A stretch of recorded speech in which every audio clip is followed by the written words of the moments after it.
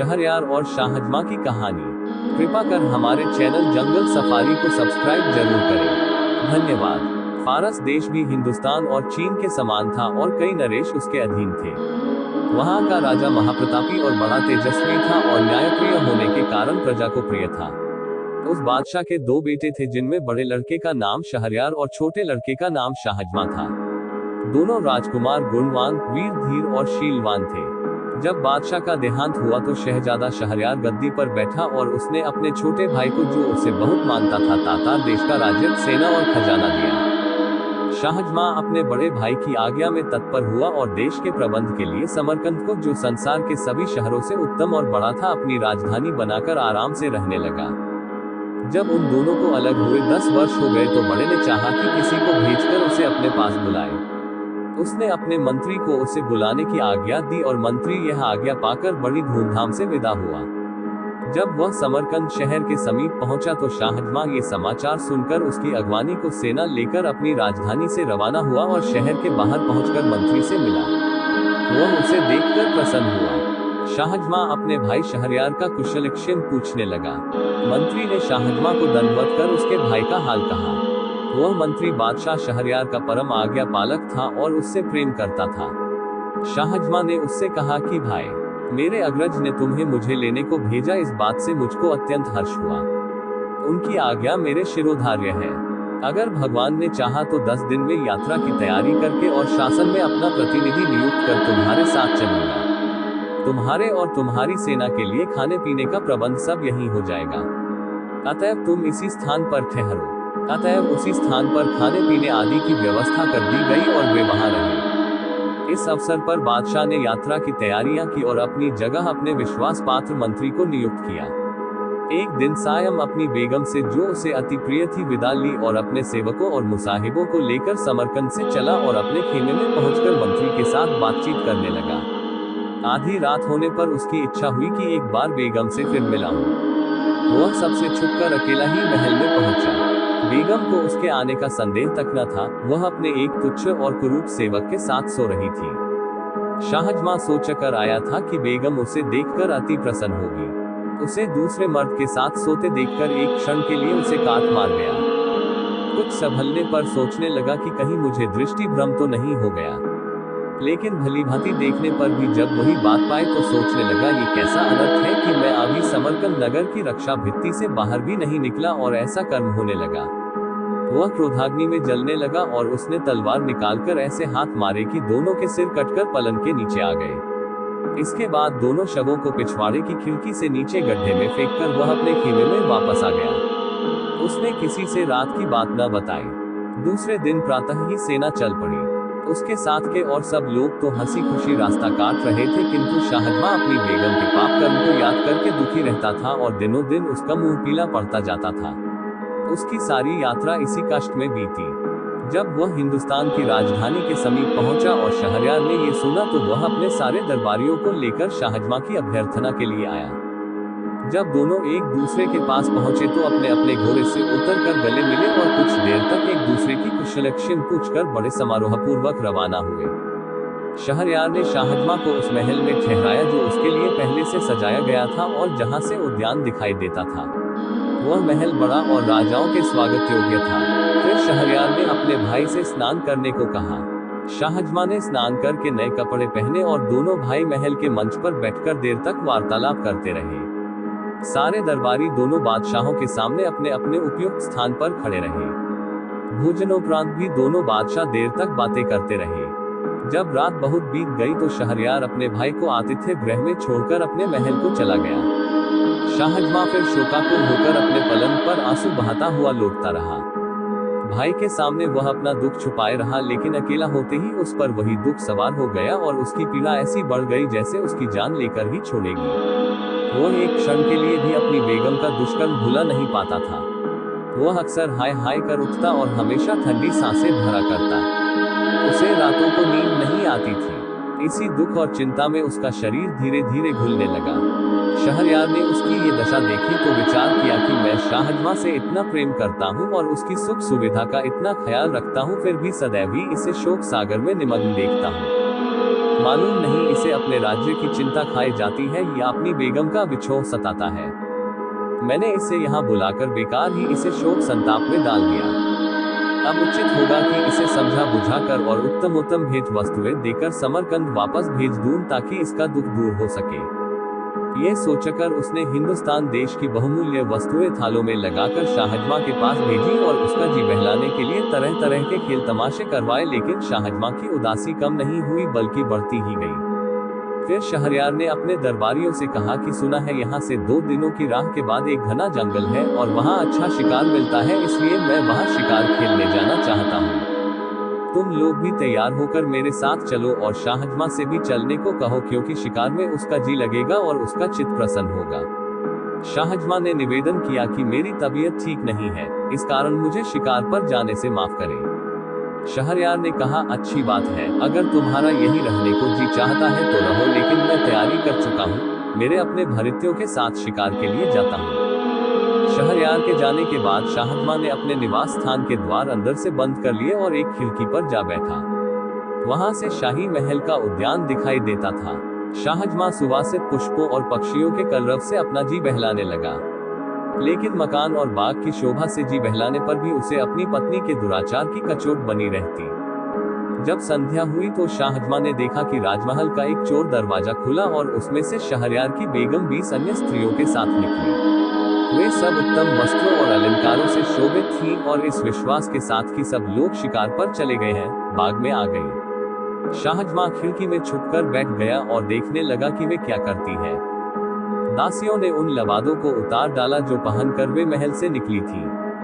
अब उनकी सूरत स्पष्ट दिखाई देने लगी। शाहजमा को ये देखकर आश्चर्य हुआ कि जिन 20 को उसने स्त्री समझा था उनमें से 10 हबशी मर्द थे। उन 10 ने अपनी अपनी पसंद की दासी का हाथ पकड़ लिया। सिर्फ बेगम बगैर मर्द की रह गई। फिर बेगम ने आवाज दी, मसूद मसूद। इस पर एक हृष्ट पुष्ट हबशी युवक जो उसकी आज्ञा की प्रतीक्षा में था एक वृक्ष से उतरकर बेगम की ओर दौड़ा और उसका हाथ पकड़ लिया। उन 11 हबशियों ने 10 दासियों और बेगम के साथ क्या किया उसका वर्णन मैं लज्जावश नहीं कर सकूंगा। इसी भांति वे आधी रात तक बाग में विहार करते रहे। फिर बाग के हौज में नहाकर बेगम और उसके साथ आए 20 मर्द औरतों ने अपने कपड़े पहने और जिस चोर दरवाजे से आए थे उसी से महल में चले गए और मसूद भी बाग की दीवार फांदकर बाहर चला गया।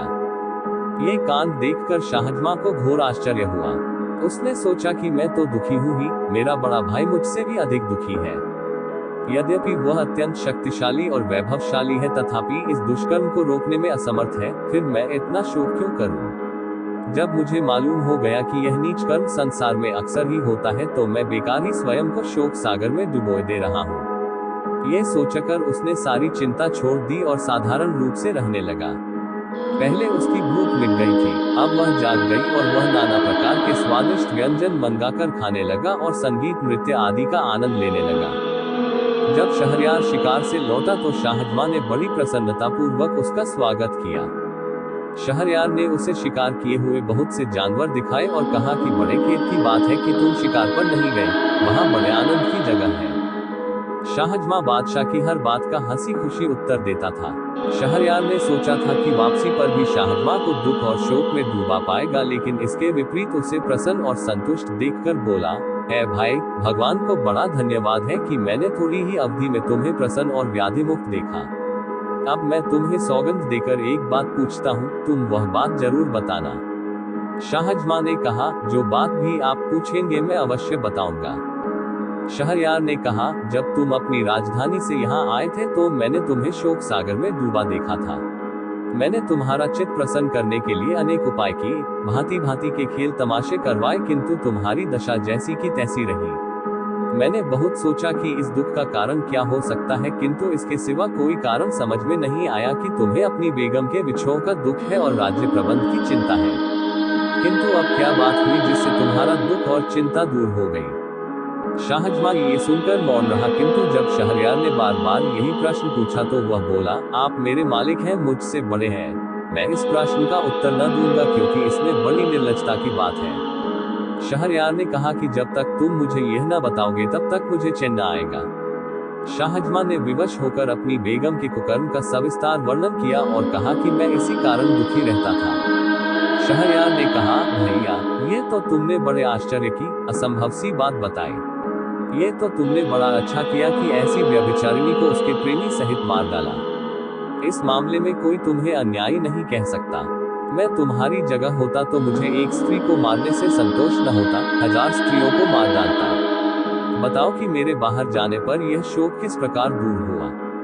शाहजमां ने कहा, मुझे ये बात कहते डर लगता है कि ऐसा ना हो कि यह सुनकर आपको मुझसे भी अधिक दुख हो। शहरयार ने कहा कि भाई, तुमने ये कहकर मेरी उत्कंठा और बढ़ा दी है। मुझे अब इसे सुने बगैर चैन न आएगा, इसलिए यह बात जरूर बताओ। विवश होकर शाहजमां ने मसूद, 10 दासियों और बेगम का सारा हाल बताया और बोला, ये घटना मैंने अपनी आंखों से देखी है और समझ लिया है कि सारी स्त्रियों के स्वभाव में दुष्टता और पाप होता है और आदमी को चाहिए कि उनका भरोसा न करे।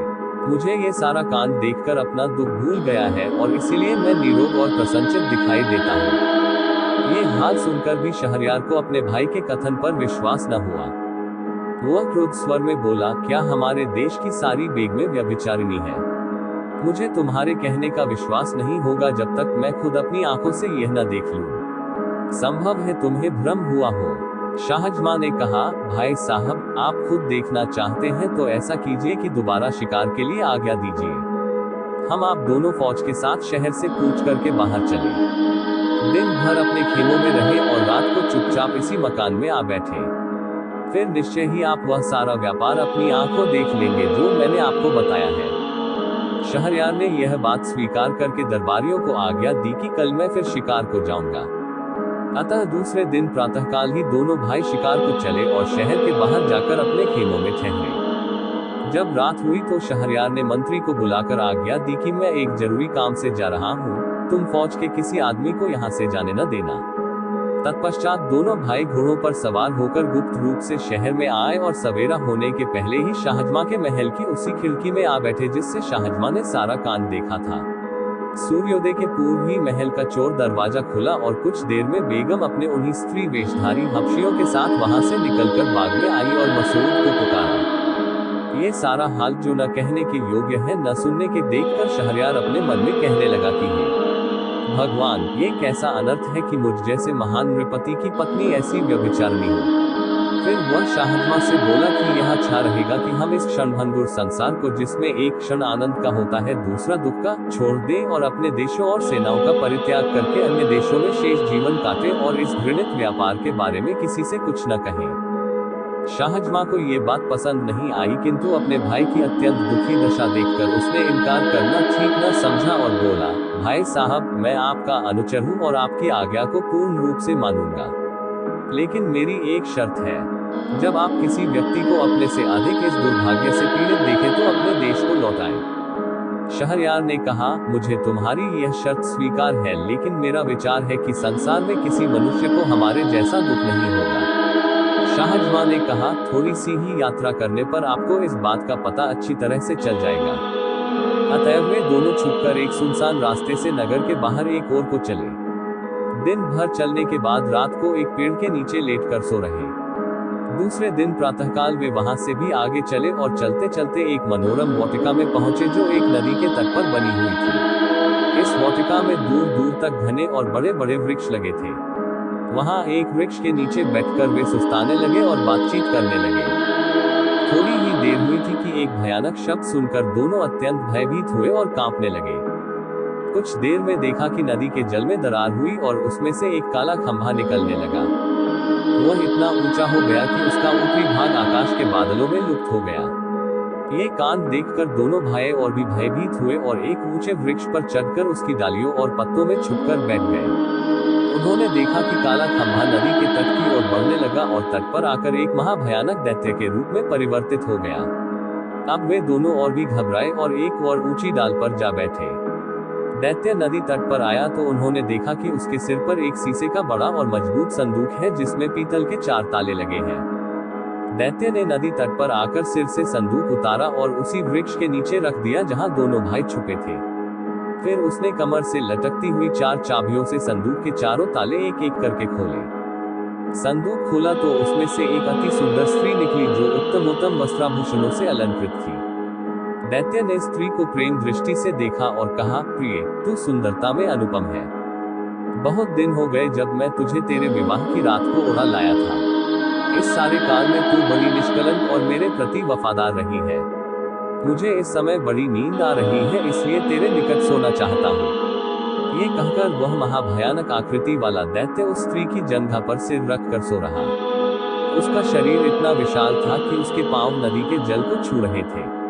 सोते समय उसकी सांस का स्वर ऐसा हो रहा था जैसे बादल गरज रहे हों। सारा वातावरण उस ध्वनि से कंपायमान हो रहा था। एक बार संयोग से जब स्त्री ने ऊपर की ओर देखा तो उसे पत्तियों में छुपे हुए दोनों भाई दिखाई दिए। उसने दोनों को नीचे उतरने का संकेत किया।